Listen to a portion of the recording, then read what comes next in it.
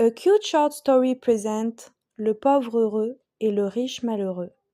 Il était une fois un homme riche qui vivait dans une immense maison avec un immense jardin. Il vivait seul dans cette grande demeure. Dans son jardin, il y avait une piscine où il allait nager tous les matins. Son réfrigérateur était toujours rempli de nourritures les plus appétissantes les unes que les autres, car le chef qui lui concoctait ces plats était l'un des meilleurs du pays. Après son plongeon matinal dans sa piscine, l'homme riche se délectait de ses plats sur son immense table située dans son grand salon. La télévision était très souvent allumée, car il se sentait seul. Et le vide, le néant, l'angoissait énormément. Il avait essayé de se faire des amis, mais souvent sa vantardise prenait le dessus. Alors il restait seul, devant sa télévision. Il lui arrivait de voyager, mais l'homme riche préférait le confort de son chez-soi. Malgré ce que ses voisins pensaient de lui, il n'était pas heureux. Ni sa nourriture succulente, ni son jardin, ni même sa piscine ne l'aidaient à aller mieux. Alors il décida de s'offrir la voiture de ses rêves, une Ferrari rouge. Il fut heureux après l'avoir achetée, mais son bonheur fut de courte durée. Après avoir roulé avec une trentaine de fois, il était déjà lassé, et son état de bonheur était similaire à celui du départ. Il ne savait plus quoi faire pour se sentir apaisé et heureux dans sa vie. Il pensait alors que le bonheur était un concept et non une finalité. Un jour, lorsqu'il se rendit à Marseille pour son travail, il rencontra un gentilhomme assis à côté de lui, à la terrasse d'un café, où il avait décidé de travailler avant son rendez-vous. Le gentilhomme était humble et pauvre. Il cherchait de petites pièces au fond de sa poche pour payer son café.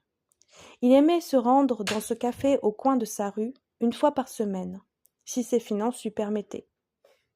Il observait tout ce qui l'entourait, les passants trop pressés, les jeunes agités qui s'amusaient, les personnes âgées qu'il croisait tous les jours et avec qui il avait sympathisé, les chats qui fouillaient les poubelles et faisaient peur aux passants surgissant à toute allure, la couleur de l'herbe qui changeait au fil des saisons. Rien ne passait inaperçu à ses yeux. Il se sentait heureux. Pas tous les jours, certes, car la vie n'est pas toujours un long fleuve tranquille, mais chaque fois qu'il savourait son café, dans ce petit café du coin, avec ses amis. Ou lorsqu'il jouait avec son chien dans le petit parc à côté, où il avait l'habitude de jouer à la pétanque avec ses nombreux amis. Le gentilhomme remarqua la tristesse sur le visage de l'homme riche, assis à côté de lui. Il l'interrogea. « N'est-ce pas une jolie journée, avec ce soleil qui nous avait manqué ?» L'homme triste répondit. « Le soleil viendra et partira, toujours. Cela ne me préoccupe pas. » Le gentilhomme, étonné par sa réponse, lui dit. « Vous avez certainement beaucoup de travail pour ne pas vous en soucier. » L'homme triste acquiesça. L'homme heureux enchaîna. « Voudriez-vous me rejoindre demain pour une partie de pétanque avec mes amis ?» L'homme triste accepta. Ce jour-là, il s'amusa énormément, c'était l'une des plus belles journées de sa vie. Pourtant la pluie tomba. Ils partirent s'abriter sous des arbres clairsemés, le sol glissait et ils tombèrent tous dans une flaque de boue. Ils ne pouvaient plus s'arrêter de rire. Le gentilhomme proposa ensuite de raccompagner ses amis chez lui, pour se réchauffer autour d'un bon café. Mais sa vieille machine à café décida de tomber en panne. Le café était froid et imbuvable. L'homme riche ne put s'empêcher de le recracher, et tout le monde éclata de rire. Vint le moment de partir. L'homme riche remercia de tout cœur le gentilhomme. Il avait été heureux comme jamais auparavant.